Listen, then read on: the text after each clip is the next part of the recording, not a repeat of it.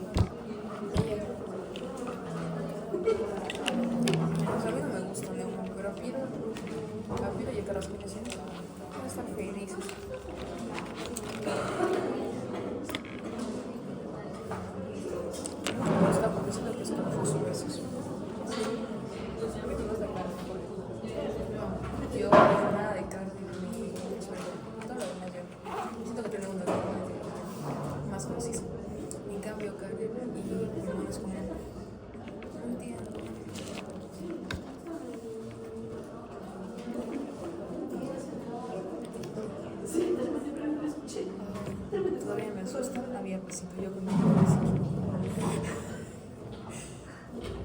Entonces, ahora vamos a ver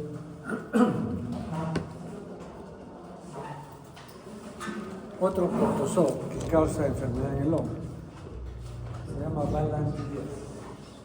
Y el balantidiasis es causada por el Balantidium coli.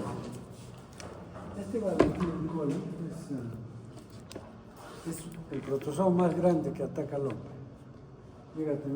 Puede llegar hasta 200 micros, normalmente 100 micros. Sin embargo, hay otro Balantidium que también puede afectar al hombre, que es el Balantidium suis, de cerdos. Pero hay una infección ahí cruzada que no es muy común. Lo común es que sea Balantidium coli. Y el cerdo también se puede infectar con Balantidium coli. Pero este trofozoito ya deja de ser como cualquier célula, como cualquier protozoo. El trofozoito, si ustedes se dan cuenta, él tiene como una abertura, una boca, que se llama citostoma, y por el cual ingiere nutrientes y va formando vacuolas alimenticias. Y después hay vacuolas contráctiles, vacuolas excreticias, que salen por el otro orificio que tiene en el extremo posterior, que se llama citopigio. Entonces, citopigio, pigio con G, citopigio y citostoma. Y además tiene dos núcleos, un macronúcleo que es arriñonado, que tiene que ver con el metabolismo, y un micronúcleo que es esférico, que tiene que ver con la reproducción. Pero lo más interesante de esto es que es ciliado, si ustedes se dan cuenta, tiene cilios en toda su superficie. Entonces es un protozoo ciliado. Y este va a parasitar el intestino grueso. Por lo tanto, ¿qué manifestaciones producirán? Síndrome tisular diabético. Este es el trofozoito de Balantidium coli. Miren, como hemos dicho, 100 micros más o menos, tiene macrostomas. Y acá está el núcleo, no se debe repetir, hay que colorear para que se pueda ver bien el núcleo. Si nosotros hacemos un esquema, miren, esto vendría a ser el trofozoito, que puede llegar hasta 200 micros, generalmente sí. Y miren, tiene cilios, tiene el citostoma, el citopigio está acá, no está marcado. Macronúcleo, micronúcleo, vacuolas contráctiles, vacuolas alimenticias.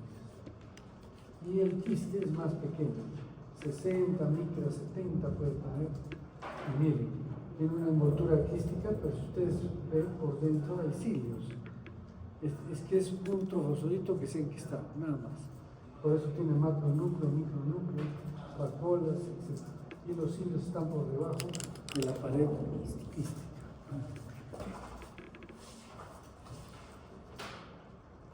Este también es un trofozoito. otro trozoito. Y esto está invadiendo la mucosa intestinal. ¿Cómo es el ciclo? El ciclo es bastante sencillo.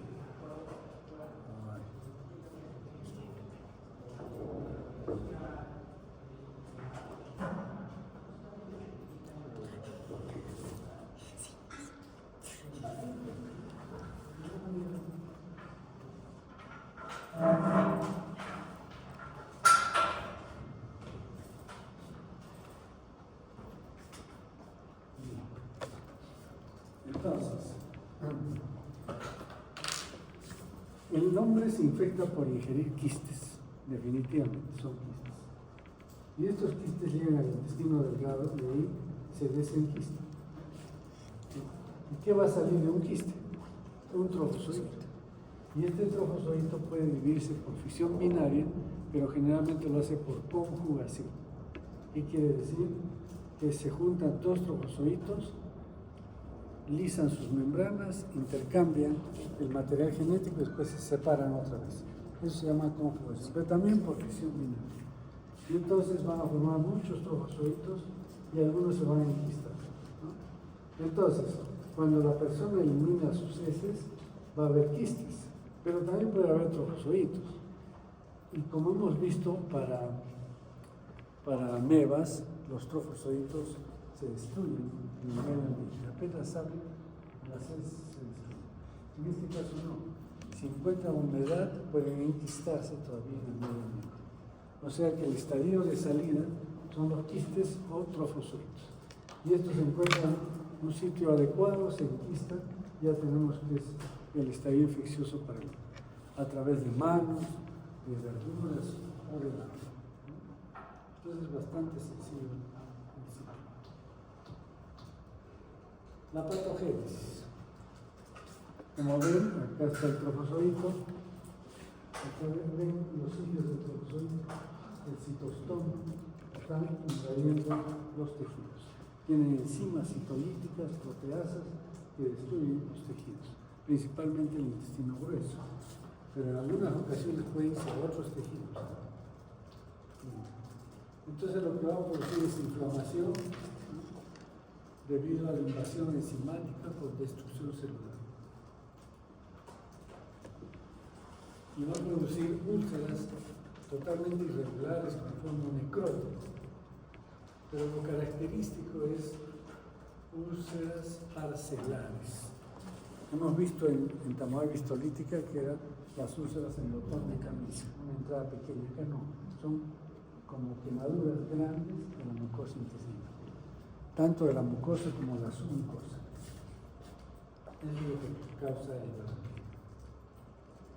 La clínica tenemos, igual que en amebiasis, la balantidiasis aguda, que da diarrea. Sin embargo, hay algunos que son asintomáticos. Hemos encontrado en exámenes, en encuestas parasitológicas, encontramos pacientes con quistes de Balantidio y no tienen ninguna molestia. Pero otros sí tienen diarrea y otros llegan a ser síndrome disentería. Y hay balantidiasis crónica igual que en amebiasis, dolor abdominal y diarrea alternada con estreñimiento. Es raro, pero sí puede haber. Y finalmente hay complicaciones. Estos pueden atacar el apéndice y producir apendicitis. Y pueden invadir a otros órganos, ¿no? Está descrito respecto de una tesis, un caso de un alcohólico abandonado o grosero que llega al hospital en estado grave y finalmente muere. Y le encuentran balantidium en todos los tejidos, en hígado, en páncreas, en el vaso, en el peritoneo, hasta en el pulmón tenía balantidium. O sea, invadido todos los tejidos. Y esa fue la causa de muerte. Pero es una cosa rarísima, ¿no? Esta persona era alcohólica, ¿no? Desnutrido, entonces estaba con el mundo de riesgo. Bien, eso es microscópico. Lo más probable es que ustedes vean, pues, de repente un caso de balantidiasis en toda su carrera. Yo no he visto ningún caso clínico, pero hemos visto casos de personas infectadas. Es decir, les hemos hecho el examen y hemos encontrado positivo. Por ejemplo, en Puno, frente al lago Titicaca, hay una ciudad, un poblado, no me acuerdo cómo se llama, pero allí hemos encontrado hasta 3% de la población con palantías, ¿no? Y prácticamente asintomáticos. Entonces, ¿qué vamos a hacer? El examen. ¿Cuál es el examen de preferencia para buscar trofozoitos? ¿Cómo se llama? Método de Berman. Berman, bueno, este es el original, ¿eh? El que les he enseñado es el modificado en copa. Pero el Berman permite encontrar trofozoitos. Es fácil encontrar los trofozoitos con Berman. Pero si es quistes, el Telemann. La endoscopía es buena también porque permite ver las lesiones parcelares y también hacer biopsias. Y en la biopsia vamos a encontrar los trofozoitos de Balantin, que son grandes, fáciles de ver. En cuanto a la epidemiología, ya sabemos que se adquiere por comer verduras contaminadas. Y hay otro problema, que en muchos de los pacientes que tienen balantiasis se encuentra el antecedente de trabajar con cerdos. Entonces, unos han dicho de que existe infección cruzada con Balantin suizo, o sea, puede estar con Balantin suizo, o el mismo cerdo puede infectarse con Balantin coli y después eliminar quistes de Balantin coli, ¿no? Como que fuera un reservorio. Un reservorio.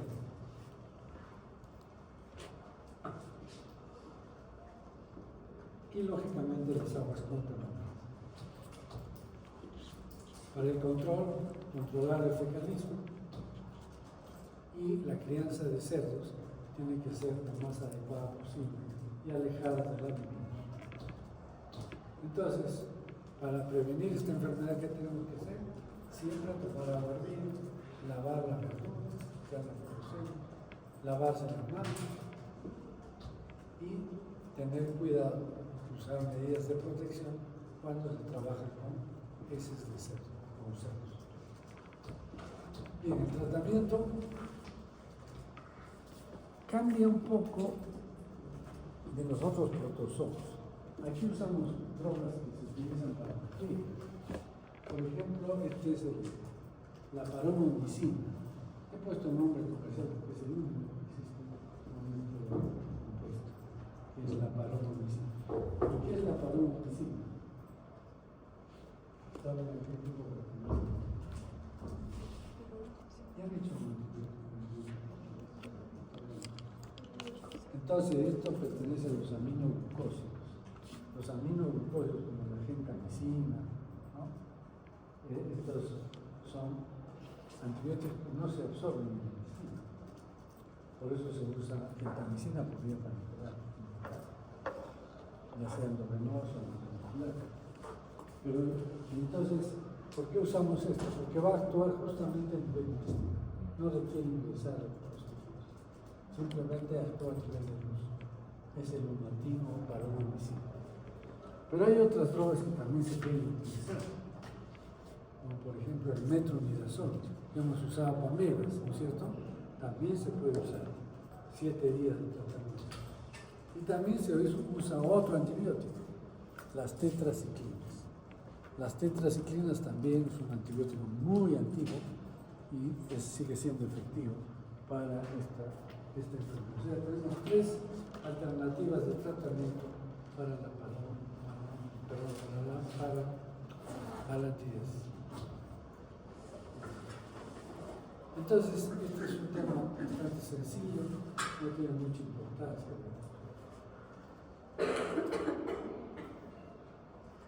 Lo que vamos a ver si funciona muy bien.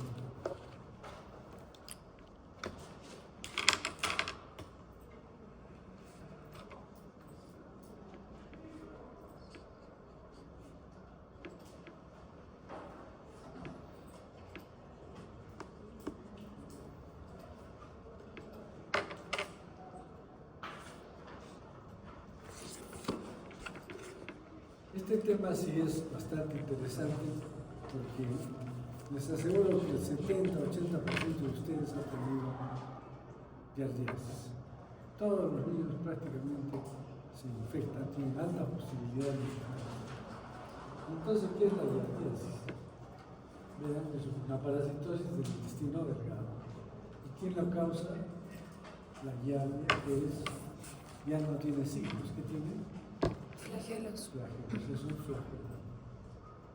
Entonces la giardia es una parasitosis de grupo. ¿Qué quiere decir? Igual que enteróbilos, que se transmite rápidamente en lugares donde hay hacinamiento, donde hay pobreza, mala higiene y sobre todo en niños, ¿no? Entonces eso es lo que vamos a ver en esta parasitosis. Pero esta se localiza en el intestino delgado. El nombre de este protozoo es Giardia intestinalis o Giardia lamblia. También le dicen Giardia duodenalis. Antiguamente se conocía como Giardia lamblia, ¿no? Debido al apellido del investigador que lo identificó. Después ha cambiado y más se usa Giardia intestinalis. Y es manifestada por un síndrome de mala absorción. Bien, esta es la giardia intestinalis. Este será, ¿qué cosa? Aquí está el trofozoito. Está muy bien, ¿no es cierto? Y los muestro porque saben que, primero para ver algunas de sus estructuras. Hay acá una especie de redondeada. Ese es el disco suctorio. Tiene un disco suctorio a manera de ventosa. Tiene también los flagelos también. Y tiene dos núcleos. Los dos núcleos, con núcleos. Entonces, resulta que les muestro esto porque se suele confundir con otros trofozoitos. Hay un trofozoito que pertenece al grupo de retortomonas. Son retortomonas justamente porque se dan vuelta. ¿Ya? Su movimiento permanente es giratorio y algunos lo confunden con giardia.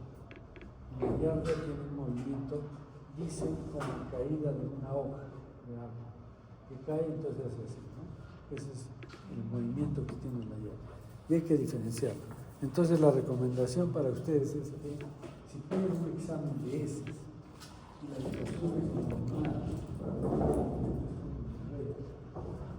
es difícil que encuentren trofozoitos. Y si les informan trofozoitos, lo más probable es que sean retortomonas o otros flagelados que están en ¿ya? Porque la giardia solo se encuentra en pacientes con diarrea aguda, porque después vamos a encontrar quistes, nada más. Entonces los trofozoitos son, y no siempre se encuentran, son cuando hay diarrea aguda y sobre todo en niños que digamos el intestino es más pequeño que el adulto.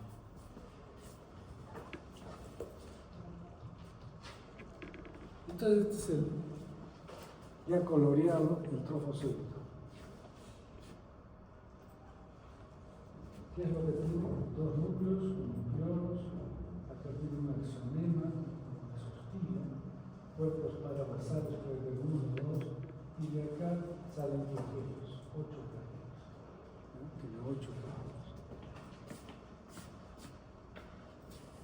Entonces acá podemos ver esto, ¿no es cierto? Dos núcleos con nucleolos, el axonema el blefaroplasto se llama esto, y axonema o axostil es esto. El blefaroplasto es donde salen los flagelos, blefaroplasto, y estos son cuerpos parabasales. Y tiene forma de pera, como están viendo. Mientras que el quiste tiene 10 micras más o menos, este es un poco más grande, 14 micras, y este es, de 10 micras tiene 4 núcleos, el axostilo, o así, los cuerpos parabasales y a veces restos de flagelos por acá.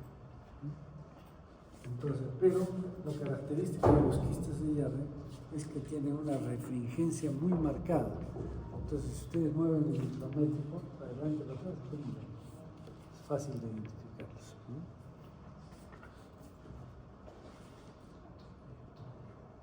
Este es un quiste biliar, hay otro quiste biliar, y este es el trofozoito.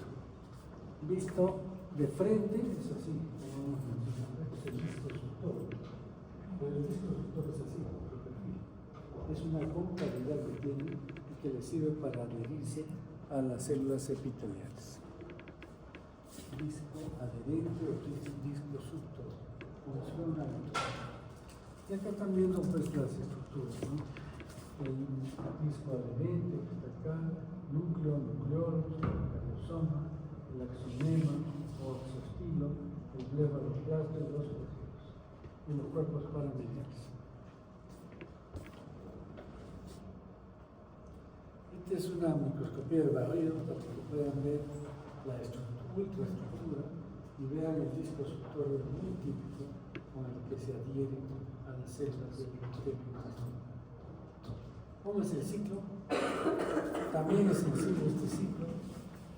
El hombre se infecta por ingerir quistes tetranucleados. ¿Quién tiene también quistes tetranucleados? Anemiosis. La anemia, ¿no es cierto? Y estos quistes tetranucleados llegan al intestino delgado y ahí se desenquistan. Entonces se desenquistan y de cada quiste, ¿cuántos trofozoitos saldrán? 2. Porque acá tiene 4 núcleos, cada uno tiene 2 núcleos. Entonces forman 2, porque estos 2 empiezan a dividirse por fisión binaria. ¿No? Simple. Se dividen eternamente, rápidamente, y algunos se forman quistes, se convierten en quistes y ya se eliminan con las heces. Entonces el estadio de salida puede ser quistes tetranucleados o trofozoitos, pero estos trofozoitos rápidamente no sobreviven, se destruyen, a diferencia de bacterias. Entonces el único que va a transmitirse es el quiste, a través de las verduras, de las manos, etc. La patogénesis. ¿En qué consiste la patogénesis?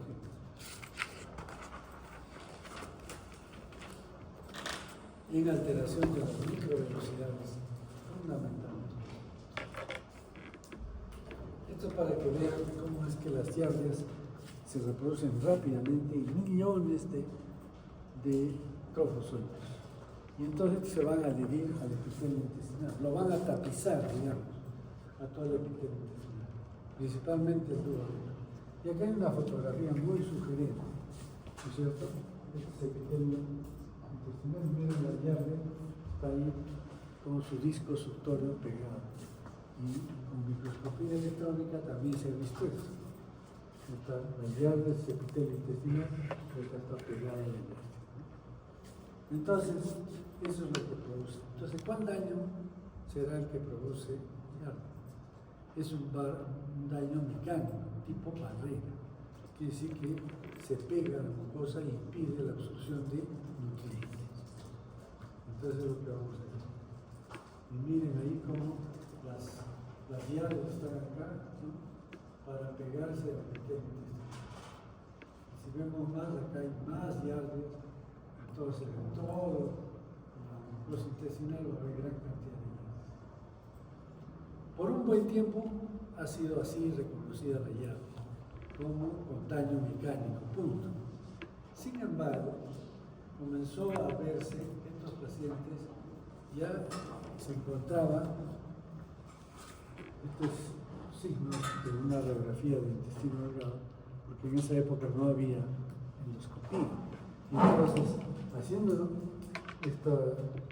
esta radiografía con contraste del intestino de pacientes con giardia, se encontraban estos procesos así que se denotan inflamación.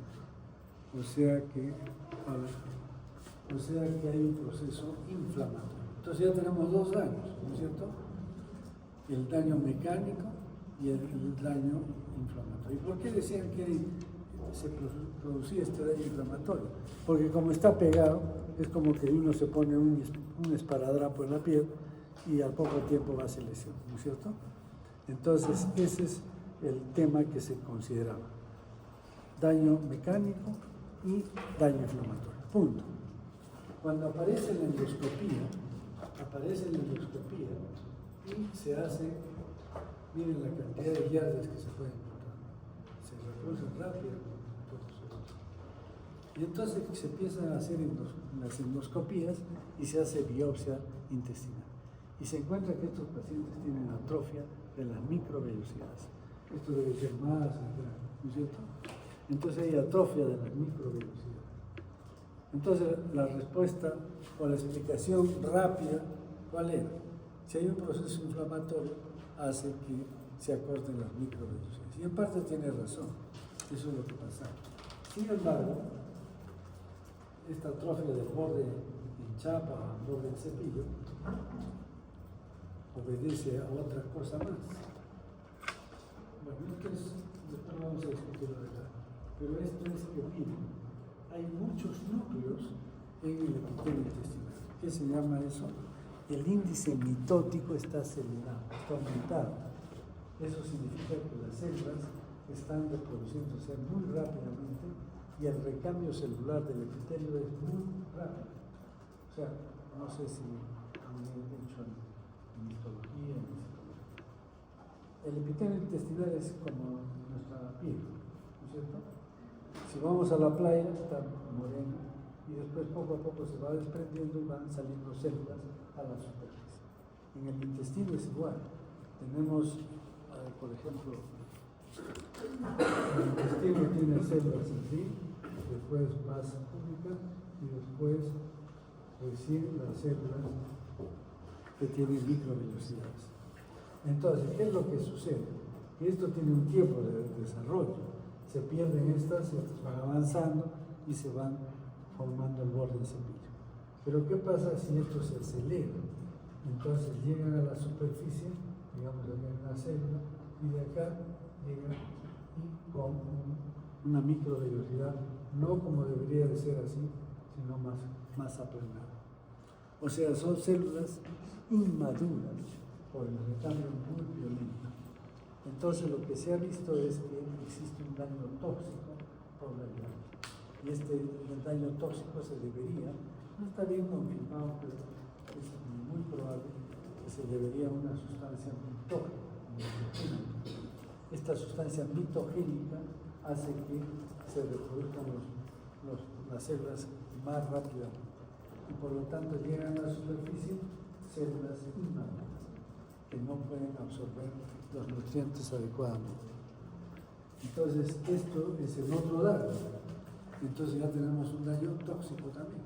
Daño tipo barrera, mecánico, daño inflamatorio y daño tóxico. Entonces, esto de las microvellosidades sería en parte por el proceso inflamatorio, pero en parte por esta sustancia mitogénica, ¿no? Daño tóxico. Y además, hay sustancias de la yarda que inducen a la apoptosis de las células. Entonces también van a morir células epiteliales. Y esto que está acá a la izquierda es porque esta yardia hace infecciones crónicas. ¿Y por qué hace infecciones crónicas? Porque tiene variabilidad genética. ¿Se acuerdan cisticerco cómo era? Tenía mecanismos de evasión. Estos también hacen mecanismos de evasión inmunitaria. Y entonces, por eso se mantienen las infecciones crónicas. Porque debería de ser que hay una respuesta inmune y se acaba la enfermedad. Sigue la respuesta parasitaria. Entonces, en resumen, tenemos en el daño mecánico, hay inflamatorio, alto índice mitótico, apoptosis, daño tóxico, y también hay la variación antigénica importante. Entonces, esto para repetir, simplemente daño mecánico tipo barrera, inflamatorio, tóxico. Pero además, hay otros factores que influyen también en el daño de esta parasitosis. Uno es la hipogamaglobulinemia, sobre todo en pacientes que tienen inmunoglobulina A secretora disminuida. Entonces, esta inmunoglobulina A se entiende que es la que controla a los trofocéticos para que no se reproduzcan, para que no se invaden. Pero si tienen deficiencia de esta inmunoglobulina A secretora, el parásito se va a reproducir más rápidamente y va a causar cuadros más agudos. Y la otra es la hipocloría. La hipocloría hace que los quistes pasen del estómago fácilmente, no se destruyen fácilmente. Ahora, también se ha encontrado que los pacientes con grupo sanguíneo A pueden ser más susceptibles a la hipocloría. No se sabe exactamente, probablemente por la hipocloría, porque el grupo sanguíneo A también está asociado al cáncer gástrico. ¿Quién tiene grupo sanguíneo A? Nada más. ¿Nadie más tiene grupo sanguíneo A? Somos dos. Entonces, estamos con un factor de riesgo para tener giardiasis, cáncer gástrico. Bueno, entonces estos son los factores de riesgo. ¿Cómo es el cuadro clínico de la giardiasis aguda? Dolor abdominal, diarrea, flatulencia, lientería, esteatorrea, finalmente síndrome de mala absorción. En niños lactantes, las deposiciones suelen ser pastosas amarillentas, pero en un niño ya más grandecito es diarrea acuosa, mucho líquido. Y entonces lo puede deshidratar al paciente. Pero hay otras formas de presentación de esto es lo típico, ¿no? Y ese es en el 99% de los casos. Diarrea, dolor abdominal, flatulencia, lientería, diarrea, síndrome de mala absorción. ¿Y qué engloba más esto? Desnutrición. En los niños puede producir desnutrición. Y finalmente, la diarreasis crónica. Acá hay dos síndromes que suelen presentarse. Y esto en adultos, no en niños. En adultos se suele dar el síndrome pseudoulceroso, es decir, la presencia de dolor abdominal y el síndrome ulceroso, este dolor abdominal tiene ritmo y periodicidad. ¿Qué quiere decir ritmo? En ciertas horas del día, ese dolor tipo fatiga, generalmente en horas intermedias a los animales. 10 de la mañana y ya empieza el dolorcito, o 4 de la tarde, 5 de la tarde. Es diferente a la gastritis. La gastritis duele después de comer. Acá no. Cuando come están más tranquilos. Entonces los ulcerosos, ya saben, antes tenían, buscabas en el bolsillo un ulceroso y ¿qué le encontrabas? Pan, galletas, algo así. Ahora ¿qué les encuentras? Son milanta o maltiasa que les alivian, ¿no? Entonces, estos pacientes, además de eso, tienen esta enfermedad, este dolor abdominal y periodicidad, que aparece en ciertas épocas del año. Ya saben, ya los ulcerosos. Llegan ciertos, por ejemplo, en Navidad ya están con el síndrome ulceroso. Y entonces eso es así. Pero en Giardia se da un síndrome pseudo-ulceroso, porque tiene ritmo, pero no tiene periodicidad. Es decir, da en horas intermedias a los alimentos, pero no desaparece hasta que no se le da tratamiento. Entonces, en algunos pacientes se ve eso. No tienen diarrea, pero tienen este dolor tipo síndrome pseudoulceroso. Y hay otros pacientes, y esto está reportado en varios reportes de casos clínicos, de pacientes que no tienen otros síntomas que la baja de peso. Entonces el paciente baja de peso, se le hace todos los estudios para cáncer, todo, hipertiroidismo, nada. Y de pronto le encuentran la muerte. Le dan tratamiento y se acabó la baja de peso. Son casos raros, pero entonces siempre ustedes tienen que pensar, cuando hay un paciente que baja de peso y no sabe la causa, hay que hacer el examen de eso. O coproantígenos, que es más exacto. Bueno, entonces eso es el cuadro clínico de la diabetes.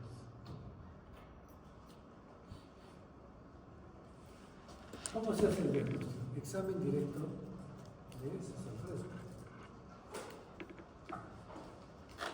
Si hacemos un examen de heces al fresco, ¿qué vamos a ver? Lo mismo que hemos visto al inicio, los trofozoitos que se mueven, pero a veces acompañados de quistes. Acá puede haber quistes. en el examen al fresco. Quistes o trofosoditos.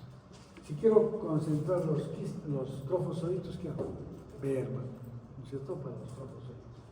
El entero T es una buena técnica, pero cada vez se usa menos, porque ahora la endoscopía es más fácil de hacer. Pero antes se usaba mucho el entero T. La endoscopía sí es importante. La endoscopía sirve para dos cosas. Primero, diríamos tres. Primero, para descartar una úlcera péptica, o sea, hacer el diagnóstico diferencial. ¿Qué más? Para hacer un barrido duodenal. Tiene una especie de escobillitas el endoscopio que barre, limpia, y eso se colecta, se aspira y se examina. Eso está full de trofosoditos de Yersin, así, cantidad de trofosoditos. ¿Y para qué más sirve? Para hacer la biopsia también, ¿no? Y en la biopsia se puede encontrar yardas pegadas.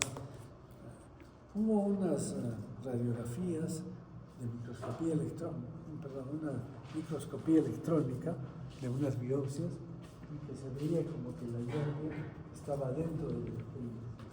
Entonces uno dice, no, la yardia es intracelular. No, parece que fue un artefacto porque nunca más se pudo reproducir. Entonces, fue un caso muy anecdótico, muy conocido, pero la yardia es extracelular, definitivamente. Bien, ahora es también útil y es muy bueno los coproantígenos por método de ELISA. O sea, nosotros podemos hacer ELISA para buscar anticuerpos, ¿no es cierto? Como muestra de sangre, sacamos el suero y se hace ELISA. Eso es un ELISA, es un método indirecto, porque estamos detectando no el parásito, sino a los anticuerpos, la respuesta del paciente. Pero estos coproantígenos no, es un ELISA al revés. Tiene pegados en el pocito los anticuerpos monoclonales. Ponemos heces diluidas y con suero fisiológico, y ¿qué es lo que va a hacer? Va a reaccionar el anticuerpo monoclonal con los antígenos que están en las heces. ¿De dónde han salido esos antígenos? Se desprenden de los trofosoditos. Y entonces es una buena técnica para hacer diagnóstico también. El Telemann, ¿para qué nos servirá? Para los quistes. Y PCR, bueno, está todavía en experimentación y más para investigación. El día que algún innovador, ustedes podrían ser ustedes, desarrolle un PCR que sea fácil, rápido y barato, se ganan el premio Nobel, porque eso va a servir para el diagnóstico de todas las enfermedades. Lo que pasa es que ahora es muy complicado, se suele contaminar la muestra, etc. Y entonces necesita equipos y además entonces, más para investigación que para diagnóstico. Y el método de ELISA no sirve para zonas endémicas. ¿Por qué? Porque casi todos tienen serología positiva. Si yo les hago a ustedes, 60, 70% tienen anticuerpos contra ellos. Es así. El diagnóstico entonces del entero T se puede hacer.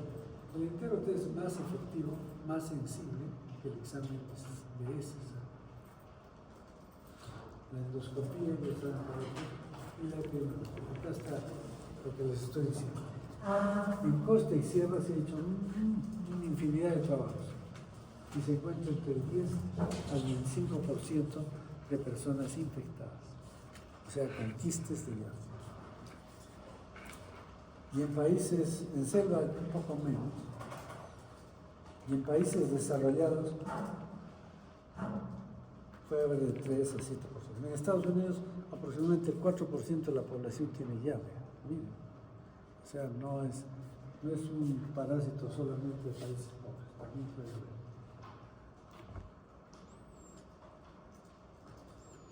De hecho, lo que se encontró en Estados Unidos era que la gente que iba al camping, ustedes saben, los americanos se dedican a trabajar y trabajar. El sábado y el domingo lo iban a hacer. Se acostumbran a irse al campo. Y después de 3 días que regresaban, diarrea. ¿Qué les encontraba? Quistes de hierro. Entonces decían, es el agua, ¿no? Y van a tomar agua del campo. No decían, pues si llevamos nuestro bidón y todo, no tomamos nada del resto. Entonces, no sabían cómo es que se contagiaban. Y los del CDC de Atlanta comenzaron a hacer estudios epidemiológicos. ¿Y qué encontraron? Fueron a los sitios donde hacían camping y comenzaron a buscar en la tierra algo que podría estar con quistes. Y encontraron heces de castores. Destruyeron las heces del castor y quistes de hierro. Y ese era el motivo de cómo se mataron, con las heces de castores. Entonces, desde ahí ya se pensó que esto podía ser una zoonosis, ¿no? Que es del hombre, pero también podría haber animales reservados. De hecho, hace varios años con un grupo de alumnos logramos infectar de 6 cachorritos o perritos, infectamos a 5 de ellos. Entonces, vimos ya un niño, tenía bastantes quistes, los lavamos con suelo fisiológico y les fuimos contando cuántos quistes se les a todos los cachorros, 6 cachorros, 5, comenzamos a producir quistes. Después les dimos tratamiento, ya no se preocupen. Entonces, ya con estos estudios se está pensando en que esto es una zoonosis, o por lo menos hay reservorios más grandes. Bien. Otro dato en epidemiología es que existe hacinamiento, ¿no es cierto? Y es típico, yo lo puedo decir porque un tiempo tenía un interno aquí, los más pequeños, que dejaron todo el día, y yo iba a visitarlos médicamente. Entraba un paciente, me llamaba, está con diarrea, examen, ya. A los pocos días todos tenían diarrea. Y es que lo que pasa es que no hay el cuidado de la gente que trabaja. Entonces viene un niño, lo cambian, se contaminan las manos, preparan los biberones y rápidamente todos los de las cunas. Eso también está reportado en muchas revistas.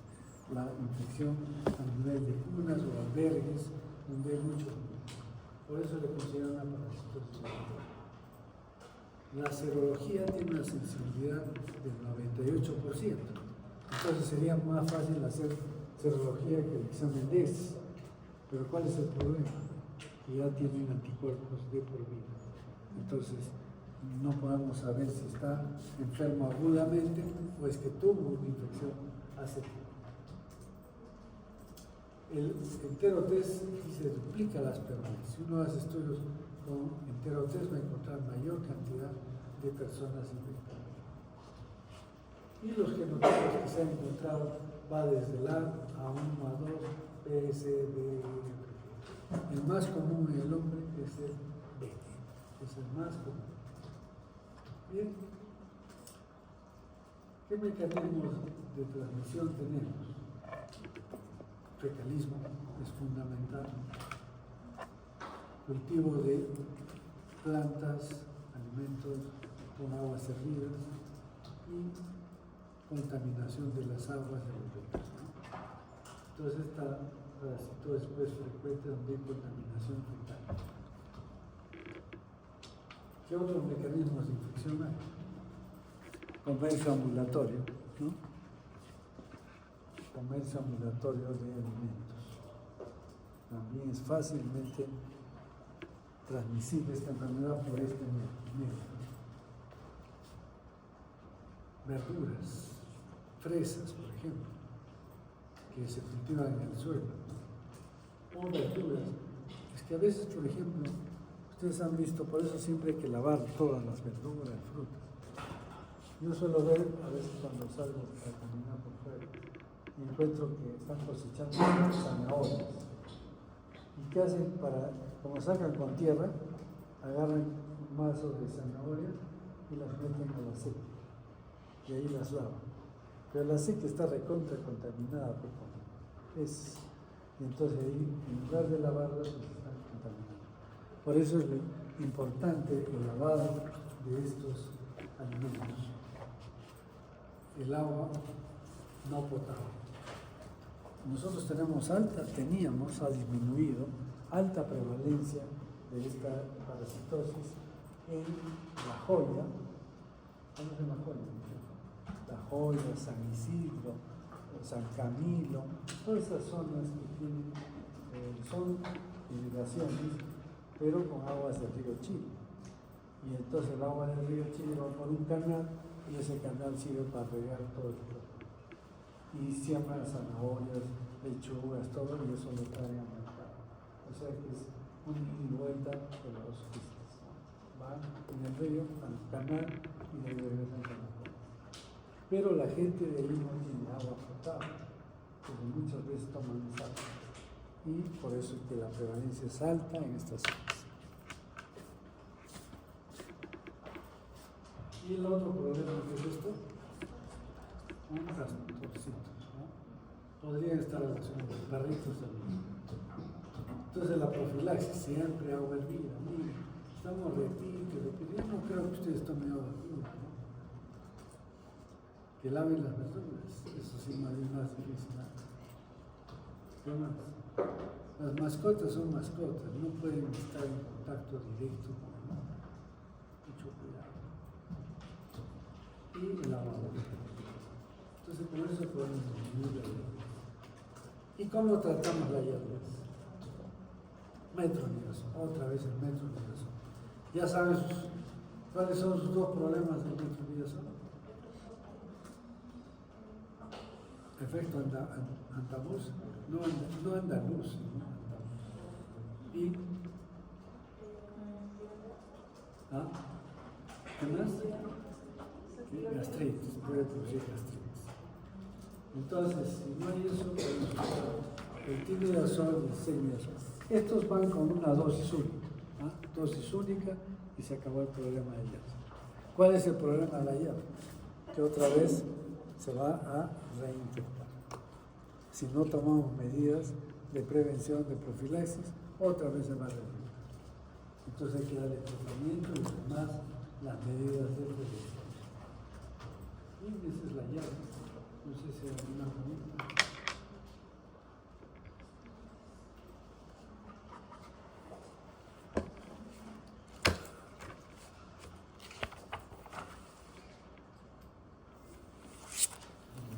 ¿Está claro?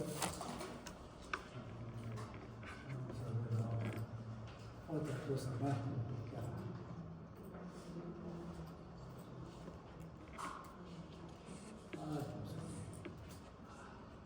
Ya quiero ir.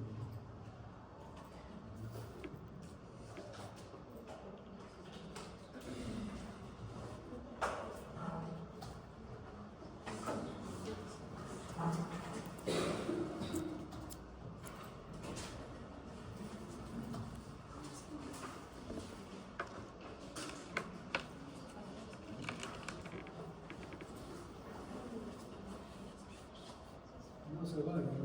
Esto es lo mejor.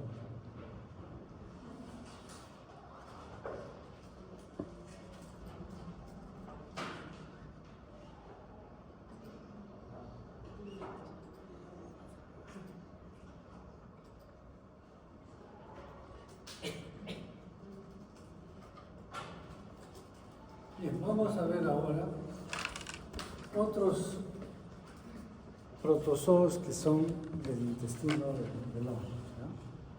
Se llaman coccidiosis o coccidiasis intestinales. Acá quizás anticiparle algunas cosas. Primero que antes no estudiábamos esto. Las coccidiosis intestinales eran comensales, se consideraban como comensales y además eran autoalimentados. Si es que uno se alimentaba, se autoalimentaba y se acababa el asunto. Entonces aparece el SIDA. ¿Qué año? 1980. Y entonces, ¿qué se llama? De pronto empiezan a morirse los pacientes con SIDA y no se sabía lo que era. Uno se hacía neumonía. ¿Cuál es el agente de esa neumonía?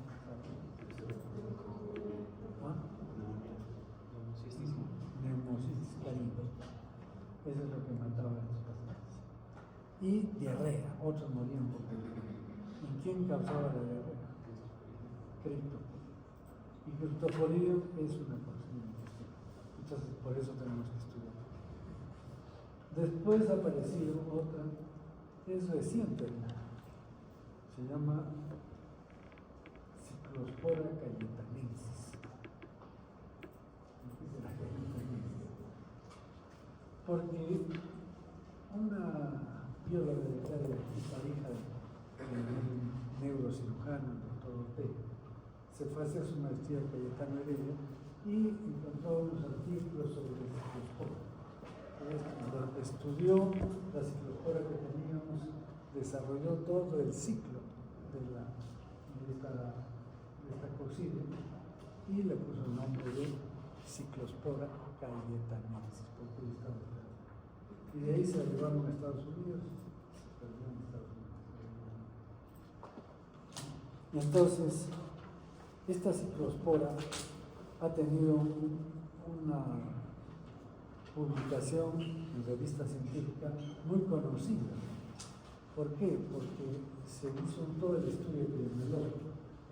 Resulta que en Los Ángeles, Estados Unidos, se invita a los anestesiólogos a una reunión de presentación de un nuevo anestesio. Y entonces los invitan a casi todos los anestesiólogos, excepto los que estaban de guardia, a un hotel 5 estrellas y les hacen la presentación de anestesios. Termina esto en una gran fiesta. Y entonces, eso fue un viernes, y el lunes no había anestesiólogos en Los Ángeles. Todos estaban en el baño, un día arriba, y no sabían cuál era la causa. Les hacían examen de ese, no encontraban nada, nada. Entonces estaban desesperados. Y dentro de estos anestesiólogos había uno que su esposa era patóloga clínica. Y dijo, no, yo tengo que saber qué es lo que es una psicosis. No puede ser. Y le aplicó a la muestra de esas todas las baterías habidas, todas negativas, excepto que pone una muestra de heces al fresco y la ve en un microscopio de fluorescencia y ve unas bolitas fluorescentes. Y entonces revisa la bibliografía y era así. Entonces se hace el estudio epidemiológico, si se encarga de esto, hacen encuesta a todos los enfermos. ¿Y quiénes son los que habían enfermado? Todos los que habían comido una fresa y un pastel. Comieron fresa, el que comió fresa, frito. Entonces fueron al hotel, le preguntaron al chef si habían lavado bien las fresas. Y él les dijo con toda tranquilidad, las fresas no se lavan bien, nunca. Porque si las lavas bien, pierde la textura y pierde el encanto de la fresa. Y entonces averiguaron de dónde eran esas fresas. Se habían traído de Nicaragua. Y ahí estaban cultivadas con aguas hervidas. Esa es la historia de estos cocidos. Bien, entonces vamos a estudiarlas. Tienen ciclos complejos, pero vamos a tratar de hacerlo más didáctico posible. Y tienen que aprender estos ciclos porque son 4 coccidias que vamos a estudiar. Pero además, otra coccidia es malaria, que es la otra enfermedad, y toxoplasmosis, que también tiene los mismos ciclos. O sea que tenemos que saber estos ciclos para 6 países. Por lo tanto, no hay otro. Bien. Entonces, las coccidiosis pueden ser causadas por infecciones del intestino delgado, caracterizadas por diarrea, causadas por unos protozoos emergentes. ¿Por qué emergentes? Porque antes se les conocía, pero no se les da importancia. Isospora velis, muy conocido, pero comienza también a causar problemas. Cryptosporidium SP porque hay varias especies y que pueden estar en animales, roedores o incluso aves. Entonces, el Cryptosporidium ha sido conocido más en medicina por los veterinarios, porque entraba el Cryptosporidium a una granja de gallinas, por ejemplo, y las Basta que una gallina esté infectada, defecaba en el suelo y los otros picoteaban, se morían todos, por deshidratación. O los cuyes también. Entonces, en estas granjas suelen poner a la entrada del galpón de muchas aves, ponen una caja llena de cal, ¿no? Carbonato de calcio. ¿Para qué? Para que el que entra dice ahí mate eso. La cal directa nos destruye estos quistes. Pero eso es lo que es, ¿no? Entonces, Cryptosporidium, si bien es cierto el nombre tiene, pero también puede tener otros elementos. Cyclospora cayetanensis, que es el que hemos mencionado, ¿no? Y Sarcocystis hominis. Sarcocystis hominis tiene una connotación diferente porque se adquiere por comer carne de cerdo o de vaca infectado con quistes del sarcoquiste. Pero también es una porcina porque ataca el intestino delgado. Pero este tiene dos hospederos, uno definitivo y otro infinitivo. Y esto que están viendo ahí, ¿qué cosa es? ¿Qué estás viendo? ¿Puedes describir?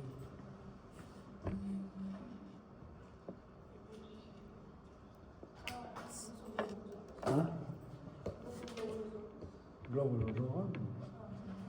¿Qué dice? Que describan, pues no digo que es el diagnóstico. ¿Qué estás viendo? Círculos rojos, rosados. Eso es lo que se ve. Este es Cryptosporidium. Y entonces colorea con colorantes alcohol ácido resistentes. El Sin-Nielsen. Este está coloreado con Sin-Nielsen. ¿Para qué se utiliza el Sin-Nielsen? Pero también puede colorear estos como quistes, se llaman de Cryptosporidium, con sustancias fluorescentes. Ahí, químicamente y inmunológicamente se puede colorear. Pero lo más común es con el Sin-Nielsen. Y entonces, ¿por qué no se les ve? Porque son pequeños, miden 4 micras. Y entonces, ¿cuánto hemos visto todos los huevos, todos? 30 micras, 40 micras. Los quistes de ameba, 10 a 14 micras. ¿Se acuerdan? Pero estos tienen 4 micras, son pequeñitos. Y se confunden con esporas de hongos. Entonces, nadie le da importancia.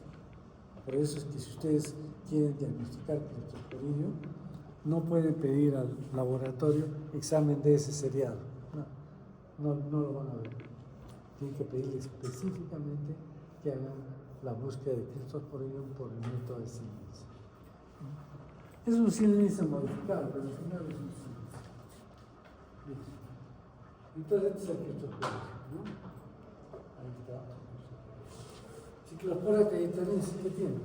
Es más grande y tiene autofluorescencia, pero también colorea con Sin-Nielsen. También colorea con Sin-Nielsen. Isospora belli también colorea con Sin-Nielsen, pero generalmente es más grande, tiene 20 micras y en el interior suele haber un esporoblasto, acá está con 2, pero generalmente solo con un esporoblasto, una estructura redonda. Ese es Isospora belli. Isospora belli sí se puede ver y distinguir hasta con el humor. Una gotita de humor se ve bien, es fácil de ver porque es grande. Entonces el Cryptosporidium hay dos tipos, que es el tipo 1 o 2. Esto es microscopía de barrido. Esto es microscopía, o sea, microscopía electrónica. Y acá estamos viendo un quiste, un nuevo quiste de Cryptosporidium y en el interior tiene 4 esporos sueltos, que son estructuras como plátanos, pequeñitos. Y entonces esto es un nuevo quiste de Cryptosporidium con 4 esporos sueltos. Este es el Cryptosporidium.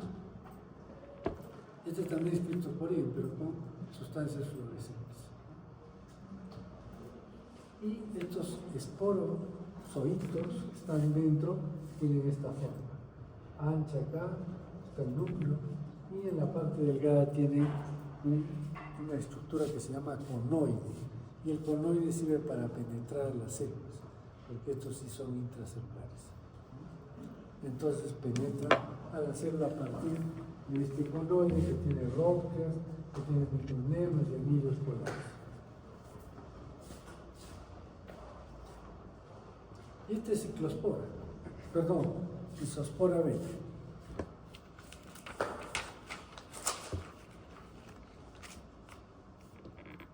miren que tiene un solo esporoblasto. Y esta cubierta, que es grande, tiene un estrangulamiento por acá, que es característico, pero que esto a veces no se ve, es muy transparente. Si pone mucha luz, lo único que van a ver es el esporoblasto circular o esférico.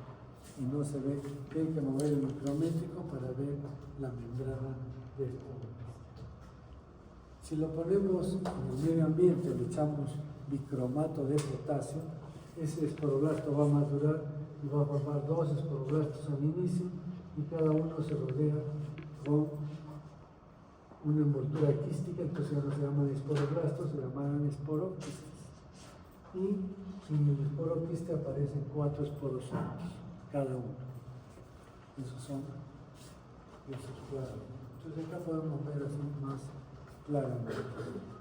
¿Qué tiene el quiste de esporobili? Un esporoblasto que se divide en 2 esporoblastos, sigue siendo un ovoquiste inmaduro, pero después estos 2 esporoblastos se rodean de membrana quística, entonces ya no son esporoblastos, sino esporoquistes. Y en el interior tenemos 4 esporocitos cada uno.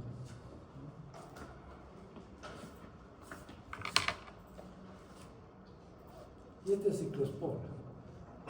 Tiene autofluorescencia, pero también se le puede ver el examen de ese muy corriente. Pero hay que tener cuidado. Tiene 8 micras, ¿no? O sea, el doble de los esporos.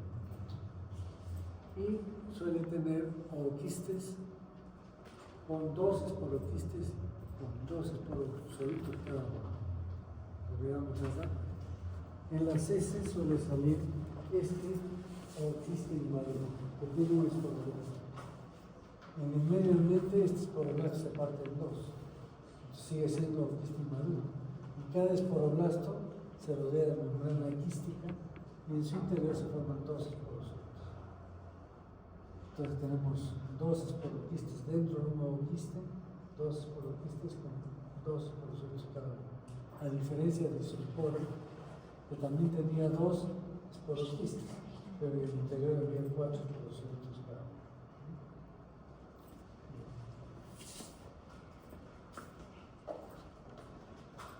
Y este es sarcoquistes, ¿qué están viendo ahí? ¿Qué tejido es este? Músculo, es músculo de cerdo o de venado. Y ahí ya no hay ovoquiste, sino esto se llama quiste. Este es un sarcoquiste. Y en el sarcoquiste hay muchos bradizoitos o quistozoitos que los vamos a ver. Pero en el hombre hay una reproducción sexual y se forman estos esporoquistes que tienen 4 esporocitos. Y estos son los esporocitos que están acá. Bien. Entonces, veamos morfología. Forma. Isospora belli es forma de uso, grande, 20-25 micras. Tiene 2 esporoquistes, ¿no es cierto? En cada esporoquistes, ¿cuántos esporozoitos? 4. Entonces son 8 esporozoitos y 2 esporoquistes. ¿Tiene autofluorescencia? No. Cristosporino es esférico, tiene 4 a 5 micras, no tiene esporoquiste, son 4 esporozoitos libres, no hay ningún esporoquiste. Y tampoco tiene fluorescencia. Ciclospora cayetanensis esférica tiene 8 a 10 micras. Tiene 2 esporoquistes y cada uno con 2 esporozoitos, ¿ya? 4 esporozoitos. Y sí tiene fluorescencia. Y finalmente, sarcocistes, lo que encontramos en el hombre, son los esporoquistes, y que vienen de 8 a 10 micras, y en el esporoquiste hay 4 esporozoitos. Y tampoco tiene fluorescencia. Bien, vamos a ver las formas de reproducción, ¿no? Y entonces, para irnos adelantando y no se me pierdan, una forma de reproducción es la esquizogonía.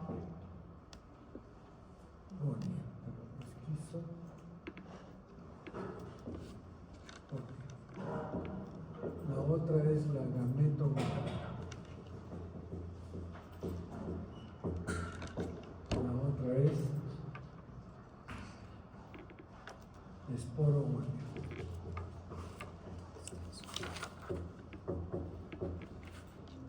y otra es la endodiogénica.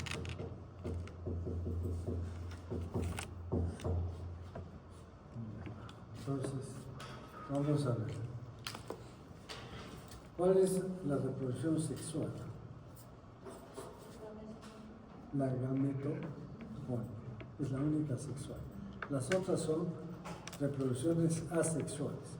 Entonces, ¿a quién llamaremos hospedero definitivo? Al que haga la gametogónica. El que tiene la gametogónica es hospedero definitivo. Entonces, vamos a escribir acá los productos de cada tipo de reproducción.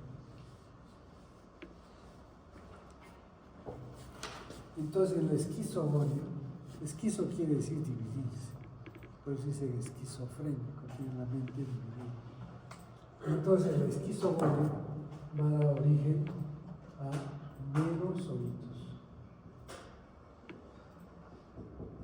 Este es el producto del esquizogonio, merozoitos. ¿Ya? De la gametogonia, ¿qué va a dar? El huevo o cigoto. Pero cuando se rodea de membrana quística un huevo, se llamará huevo es O, ¿no es cierto? O quística. Entonces, cuando se rodea de membrana quística, va a dar origen al O quística. La esporogonia da origen a vamos a poner esporoquistes, pero dentro de los esporoquistes que tenemos, esporocitos. Listo, eso es lo que tenemos. Y la endodiogenia es un tipo especial de reproducción. Vamos a verla ahorita cómo es. Pero dentro se van formando, de uno salen dos y seguidamente. Y acá el productor es de dos tipos. Los taquizoitos son formas de reproducción muy rápida, que se están reproduciendo rápidamente. Y estos están dentro de una vacuola, y por eso se llama pseudoquiste. Entonces, un pseudoquiste que contiene taquizoitos. Pero cuando aparece la inmunidad, entonces ya se detiene esto y ya no se llaman taquizoitos, disminuye su velocidad de reproducción. Entonces, ¿qué se llamará? Bradizoitos. O también se les llama quistozoitos. ¿Por qué? Porque ya están dentro de un quiste. ¿Sí? Poco a poco, no se preocupen, vamos a ir lentamente. Entonces, ¿cómo es lo que sucede? Una vez que una persona se infecta, puede tener quistes, esporoquistes, lo que sea, pero que tengan en su interior esporozoitos. ¿Ya? Y entonces, esto se rompe el quiste, el esporoquiste y salen los esporozoitos. Y entonces, ¿qué va a pasar con el esporozoito? Va a invadir la mucosa intestinal. Pero a través del conoide. ¿Dónde estaba el conoide? En la parte delgada, ¿no es cierto? Entonces quiere quedarse la vuelta y ingresa a la célula, pero dentro de una vacuola parasitótica. ¿Ya? Entonces por eso se dice que es intracelular, pero extracitoplasmático. ¿Ya? En algunos, otros no. Bueno, vamos a ver. Entonces entra ahí. Y empieza lo que es la esquizogonia. ¿Qué es la esquizogonia? Que ese esporozoito se va a convertir en un trofozoito. Entonces este es un trofozoito. Este es el trofozoito. Y con núcleo. Entonces va a dividir el núcleo, se divide. Por eso se llama esquizogonia. Se divide el núcleo y tenemos ya como 8 núcleos y estamos hablando de un esquizón, que viene de esquizogonia, que se llama esquizonte inmaduro. ¿Cuándo va a ser maduro? Cuando cada porción del núcleo se rodee de citoplasma. Entonces acá sí se refiere citoplasma y es un esquizonte maduro. ¿Y cuál es el producto del esquizoide? Merozoito. Entonces cada uno de estos es un merozoito. Eso es lo que hace el esquizoide, producir merozoitos. Ahora, generalmente en casi todos estas coccidios se producen dos esquizoides. Entonces, estos merozoitos, ¿qué van a hacer? Van a ir a otra célula y hacer ¿qué cosa? Otra esquizoide. Y en esta van a producir también un trofozoito, este divide su núcleo, se forma el esquizoide maduro y el esquizoide. ¿Está claro? Entonces, dos esquizoides. Estos merozoitos de la segunda esquizoide son los que van a empezar la gametogonia. ¿Y cómo empieza la gametogonia? En que uno de estos merozoitos va a ir a una célula, se introduce y va a formar el microgametocito. El microgametocito es la célula sexual masculina. Microgametocito. Y otro merozoito va a ir a otra célula y forma el macrogametocito, que es la célula sexual femenina. Entonces, luego, ¿qué pasa? Ya estamos en lo que se llama la gametogonia. Entonces, ¿cuál es el producto de la gametogonia? El huevo o cigoto, ¿no es cierto? Entonces, ¿cómo es que se produce este huevo o cigoto? Tenemos un microgametocito y un macrogametocito. ¿Qué pasa con el microgametocito? Divide su núcleo y va a formar varios microgametos. Estos son microgametos. El microgametocito todavía no está en condiciones de fecundar un óvulo. Entonces tiene que formarse los microgametos. Y este macrogametocito, ¿qué hace? Crece un poco más y se convierte en el macrogamento. Entonces, uno de estos microgametos va a fecundar a un macrogameto. Y entonces, ¿qué se va a formar? El huevo o cigoto. Y este huevo cigoto sale de la célula y se convierte en ¿qué? El huevo o cigoto se recubre de una membrana quística y ya tenemos el ooquiste inmaduro. ¿Listo? Entonces eso es la gametogonia. ¿Y cómo es la esporogonia? La esporogonia es eso. Digamos que esto es de criptosporica. Esto se llama esporoblasto, ¿ya? O sea, el ooquiste en realidad era un huevo cigoto, pero ya tiene una masa y eso se llama el esporoblasto. En el caso de criptosporidio, este esporoblasto va a formar directamente 4 esporozoitos dentro del ooquiste. O sea, esta masa se transforma en 4 esporozoitos. Entonces vamos a tener 4 esporozoitos libres o desnudos, también le dicen, dentro de un ooquiste. ¿Está claro? Pero, en el caso de ciclospora, no sucede eso, sino que este esporoblasto se va a dividir en 2 esporoblastos. Este sigue siendo un ooquiste inmaduro, pero con 2 esporoblastos. Y luego, ¿qué sucede? Cada esporoblasto se recubre de membrana quística y forma en el interior 2 esporozoides. Entonces, ¿qué se llama esto? Un ooquiste maduro. ¿Y qué tiene en el interior? 2 esporoquistes. ¿Y qué tiene cada esporoquistes? 2 esporozoides. ¿Está claro? Bien, eso es para ciclospora. Y para isospora 20.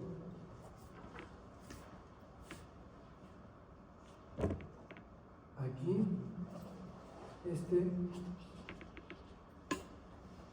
esporoblasto se divide en 2 esporoblastos. Y cada esporoblasto, igual que acá, 2 esporoblastos. Pero cada esporoblasto se recubre de membrana quística y va a formar 4 esporosolitos en cada uno de esos esporoquistes. Entonces, ¿qué tiene un ooquiste de Isospora belli? Tiene 2 esporoquistes con 4 esporosolitos cada uno. Esto es maduro, ¿no? Lo anterior era inmaduro. ¿Está claro? ¿Sí ha entendido? ¿Sí? ¿Seguro? ¿Seguro? ¿Sí?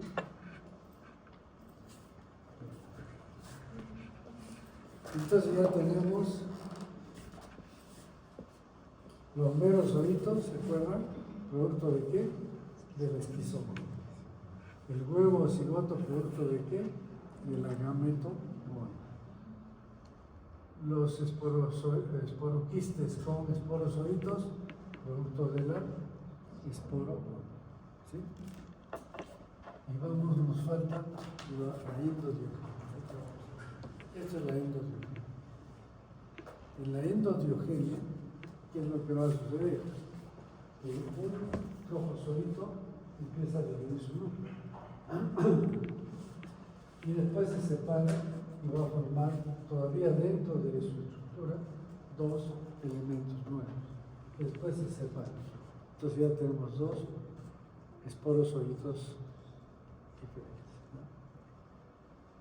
A esto les llaman taquizoitos o bradizoitos. Son zoitos, todos son zoitos. Bien. Entonces veamos cómo es el criptoporídesis.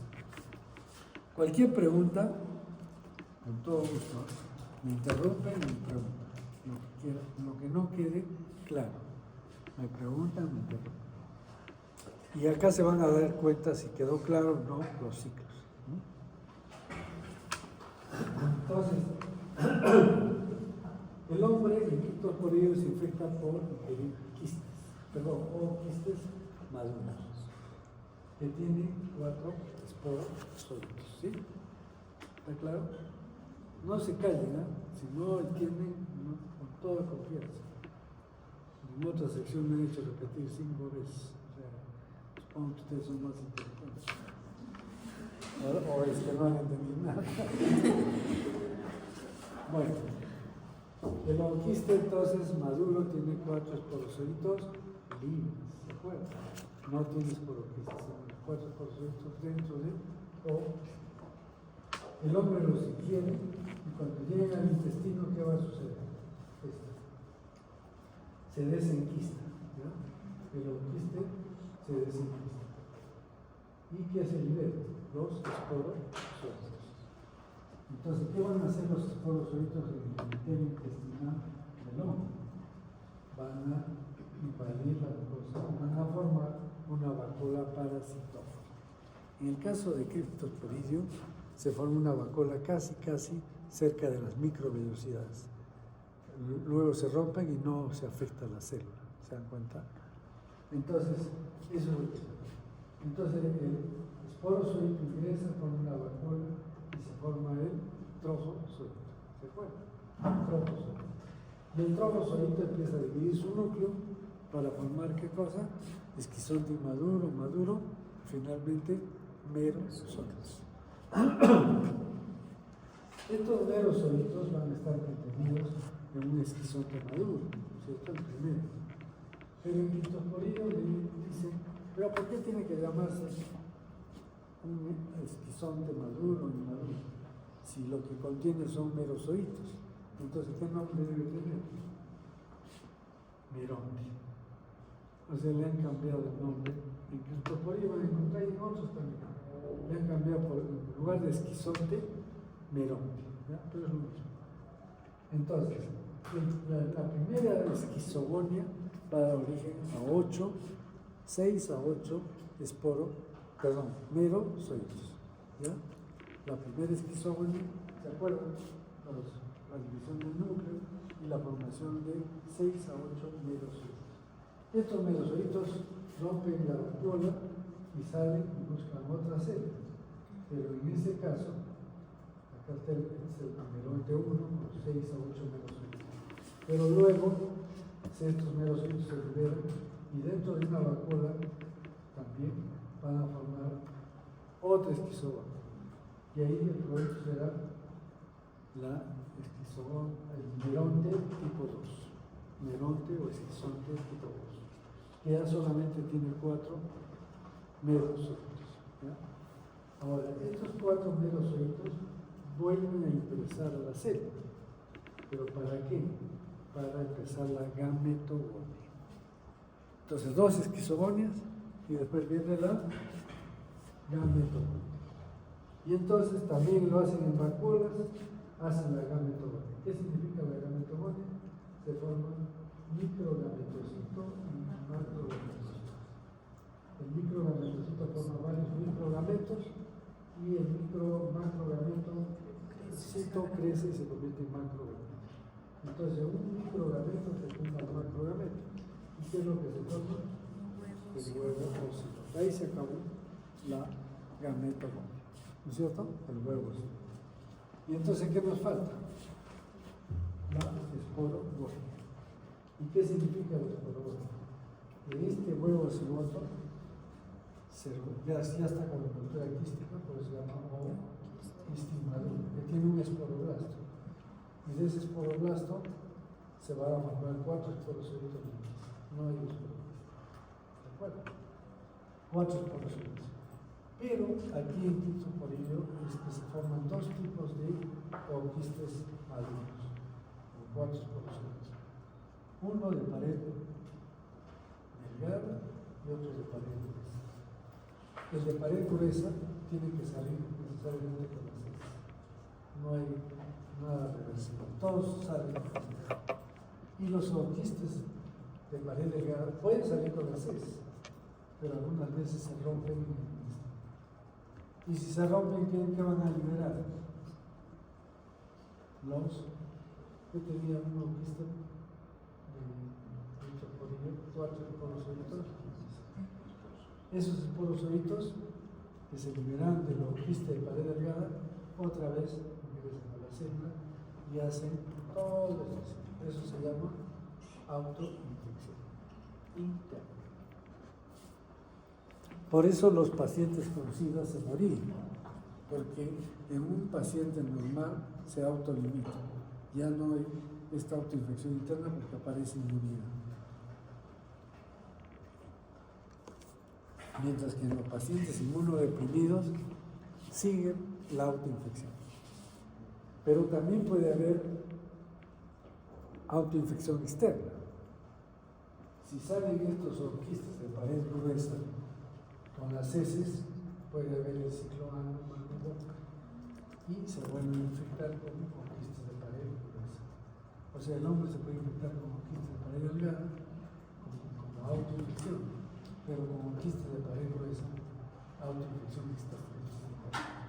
O heteroinfección. La heteroinfección que la da los ooquistes de pared gruesa. Eso pasa entonces en criptoporino. Entonces, a ver, haciendo un resumen. En Cryptosporidium hay 2 tipos de ooquistes, pared gruesa y pared delgada. El de pared gruesa es el estadio infeccioso, que llega al intestino, se libera de un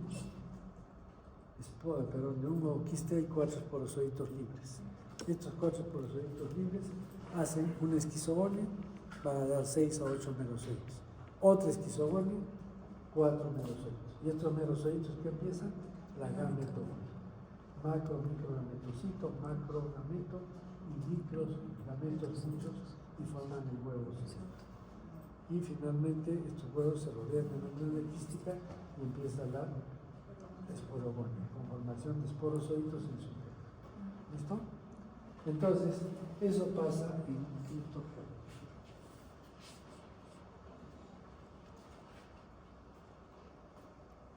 Qué interesante más allá. Entonces, ¿cuál es el ciclo sexual? La gametogonia, ¿cierto? Que se da en el intestino o de los animales.